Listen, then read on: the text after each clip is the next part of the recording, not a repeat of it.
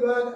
Okay, so we've got two main points of focus here. Okay, I get what you're saying, and it's the right idea. We're trying to make this swing a little more compact. Okay, yeah. For you, I don't think compact's quite the word. Okay, but I get what you're saying. A little bit more, a little bit less loose. Let's call it that. Less disconnected. More repeatable, less reliant on tempo and timing. Okay, and then our second main thing is just to minimize the space rotation. Okay, so that's our two biggest focus points. We're going to work hard for the next 3 to 4 weeks on that. And then I think our mental game can still improve. Okay, now obviously mental game covers a lot of things, but I feel like someone with your knowledge, your experience, your talent, okay, even on a bad day, can't shoot 86 on a new course and then can't blame it on it being a new course. Okay, I think we need to be mentally a little bit better and a little bit more prepared for that. Okay, now, two things on that just quickly. First thing is, if you're playing a new course, especially a competition, you need to plot that course in advance, even if it's just the tee shots. Okay, just so you have an idea. So whether you get your hands on a course map or Google Earth, and you just plot, okay, cool, that's the angle I'm heading for, the widest landing area is at that distance, okay, that is going to be my optimum line off the tee, that's going to be my optimum club to find that distance, okay, and then obviously use that information to give yourself a club and a target that you're going to hit off each tee. Obviously par 3s you can't do that because you don't know where the flag in the tee box is going to be, okay, but you can still get an idea of it. And you can also get an idea of how aggressive you're going to be on that par 3. Okay, so look at it, use your experience, go, okay, that's a difficult par 3. If I walk away there, middle green, 2-putt, I'm okay. Or even safe side up and down 3, I'm going to be okay there. Okay, or is it an easy par 3? Is it an opportunity for me to gain a shot? All right, so I just need to be a little bit better mentally prepared. Okay, but once you haven't done that, and we'll get better at doing that, but once you haven't done that, you need to be better at recognizing danger there before you hit it. Okay, so again, whether that be a little GPS or your rangefinder, and you just have a look at the hole and you go, okay, there's danger, what's my good shot, what's my bad shot, shoot a couple of things and go, okay, cool, the best shot for me is up the left side at a certain distance, okay, and then obviously you pick the club according to that. Right, you've got to be able to do that on demand. Okay, so maybe it's something we need to look at over the next couple of weeks. I'm going to try and do something similar for you for the Trump course, and just see if you learn something from that. But let's talk about it a little bit more in detail. Okay, we had found that the other tournament where you were sort of 2 under and then you finished badly, a lot of that was to do with not recognizing danger, not understanding what might happen, and hitting the wrong shot, or having the wrong thought process to try and hit that shot. Okay, so it's definitely something we need to look at, right?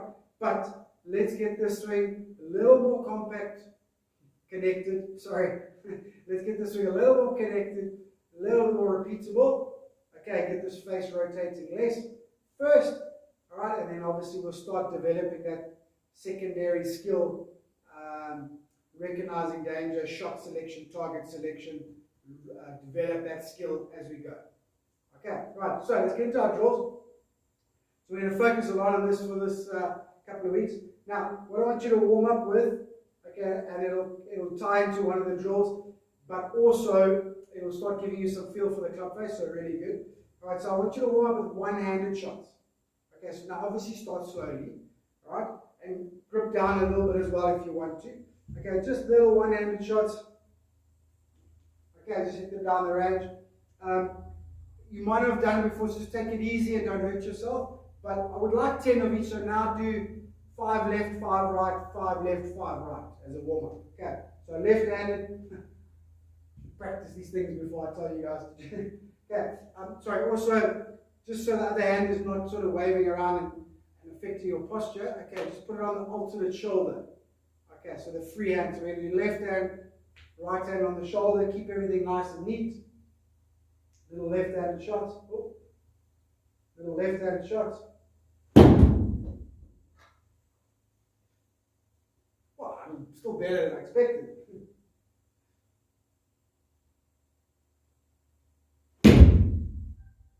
Okay, that one not bad. Right, and then right hand. Now left hand on alternate shoulder. Quite a narrow stance. Okay. So that's going to be the warm-up. Okay, now as you're doing that, not the first time obviously, but as you're working on it, okay, you should start to get a little bit of feel for forearm, wrist, face rotation through impact. So if you start picking it up, then obviously, if you start picking up any rotation, then obviously try keep doing the drill and minimizing any rotation that you're feeling through the hitting area. Okay? Right? And then second drill, okay, is our slap drill. Alright. So after that, I think you did a couple of wedges. Okay, then let's go into our slap drill. Okay, let's do 3 and 1 for now. So not a lot of it. Just 3, 1, 3, 1. 3 slap drill, 1 shot. 3 slap drill, 1 shot. Again, all we're trying to do is learn to release the face, release the shaft, release the energy that we've built up, but not let the face rotate. Okay, if the ball's going right, then the face is open already. We're going to fix it there. We're not going to fix it there. Okay, right, so a little bit of slap drill. Okay, and then our swing length or connection drills. That's really where we're going to focus our attention. And we can do these through the bag. So 9-9 all the way up to driver. Okay, the first one is more of a field drill. So we're kind of going to do the reps and then hit a golf ball. And then do the reps and then hit a golf ball. Okay, can't really hit balls like that. Okay, but you can use a alignment stick, okay, or you can just use another club, that's fine. Right, and what we're going to do, okay, I want you to put them together, but I want you to grip the alignment stick with your left hand, okay, and then the golf club with your right hand, put them together, okay, and then stick that alignment stick nicely in your sternum, okay, so just get the distance from the ball. Obviously, the club's going to be a touch upright, whatever, it doesn't matter, it's just a feeling we're trying to create, okay, so distance from the ball. Okay, you can see I've had to bend my left hand a little bit just to make it work. Absolutely fine. Okay, we're just trying to create a new feeling. Okay? Right, so once we've got that set, put them together. Alright, over the golf ball. Now, when you do this, make sure you stay in your posture. Keep looking at the golf ball. You can check it every now and then, but when you check it, only move your head. Don't move everything to check it. Right? And what we're trying to do here is we're trying to learn how to get the arms and the torso to move together. Alright? But, alright, we still need to set the club. That's the tricky part, and that's why we're separating like that. Okay? And your set is really good, and it's such a huge strength of your game, so I don't want to affect that set. Okay? So, over the ball, alignment stick left hand, club in the right hand. Okay, I'm going to take it away. I'm going to try and keep them together. You see that? Alright? So we're not separating them. Try to keep them together, and then you can hinge with the right hand or set with the right hand, but you can see they're staying together, and the alignment stick is still bisecting my arms. Yeah? Okay? So there, keep turning, keep turning, keep turning, keep setting. Okay, so we can only get to about there. Alright, and then from there, if we want to go, we're going to start losing those angles, or the right hand is going to disconnect from that alignment stick, which is showing you the center point of your pivot. Yeah, that's what we're looking for. Alright? So that's the idea. That's kind of where you're at the moment. See how much separation from the pivot there is, or from the center point. Alright? Still setting the club, staying nice and connected. Left and right hand working together, still setting the club, arms staying square to the center point of my pivot. Okay, so I'm just going to do some reps like that. Okay, and then you put the alignment stick down. Okay, and you try and feel the same thing. So when you get up here, don't let the arms disconnect for now at all from that center point of the pivot. Okay, now, what you must understand is that the arms should disconnect from that pivot just a little bit, right? There's two reasons for that. First thing is, on the downswing, your arms will travel faster than your pivot, than your body rotation. Okay? Number two, and possibly more importantly, although we drive and set up that downswing with the body, okay, we actually slow down, almost stall completely just before we hit the golf ball, right? And that transfers a lot of energy, this sort of slingshot effect, okay, or sequencing, kinematic sequence of motion. Okay, the slingshot effect, the body stalls, that energy gets transferred to the arms, and the arms accelerate tremendously through impact, and obviously the club. Yeah? So, we can't be perfectly in front of us, because then when we accelerate, the arms and club head would then be ahead of the pivot and the ball will go left. Okay, that makes sense? Alright, I'm sure stuff you kind of know about already anyway. Okay, we're just kind of learning it at a different level now, I guess. Alright, so we should disconnect a little bit, but obviously you disconnect too much and inconsistently, and it's very hard for us to get back in front of us. Okay, that's what in front of us means. It means in front of the center point at the right time, which is impact, repeatedly.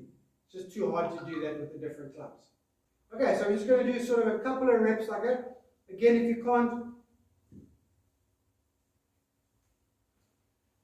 do it, if you don't have a alignment stick, just do it with a club. Okay, upside down obviously. Okay, left hand, right hand. Keep them connected. Alright, well you wouldn't do that, but you might do that. Okay, now you're disconnected. When you set this gap here between my arms and the center point of the pivot, just way too much. Okay, get the idea, yeah? Right? Okay, so you do a couple of reps like that over the golf ball. Alright, and then you tuck it down, reset, and then you hit one trying to feel how close you are and how connected you are to that center point of the pivot. Okay, right. So really, really good slow repetition drill that we can do over and over the next month or so. Okay, right, and then second one, towel drill. Now I don't want to do too much of this, as I said in the beginning, but I just want to see what connection we can get. Okay, so just do sort of 2 and then 3 normal shots for now. Okay, just towel drill. Alright, you should be able to, first of all, I mean, first point goal, I guess, just be balanced and strike it nicely for now, because it is a bit awkward and narrow. But you should be able to get about 80 to 90% distance once you're comfortable with it. Okay, although it feels horrible and it's all crampy, it's a good one to neaten everything up. And again, we just want to see if we can stop those arms from disconnecting so much. Okay, so what have I got here? 7 iron. Should be able to hit it pretty good. A little bit thin. Okay, but enough speed there. Yeah. I think with a better strike, it will still go a fair distance. That one's a bit better. Okay. So for you, I don't want to do too much of that. Okay, but just do a few. For now, 2 and then 3 normal. And again, when you swing, just try and feel that a little bit more connected. Okay, especially for you at the top. Okay, I'm not too worried over here. Your takeaway and your connection and the takeaway and your trigger movements are all really, really good. Okay, right, so it's quite a lot of work there. I think we'll probably duplicate that next week, but it doesn't mean I won't check in on you or do another video or whatever. And obviously when you practice, if you can, send me videos to review as well. Okay. Let me know if you have any questions. Thank you as always, and I'll talk to you soon.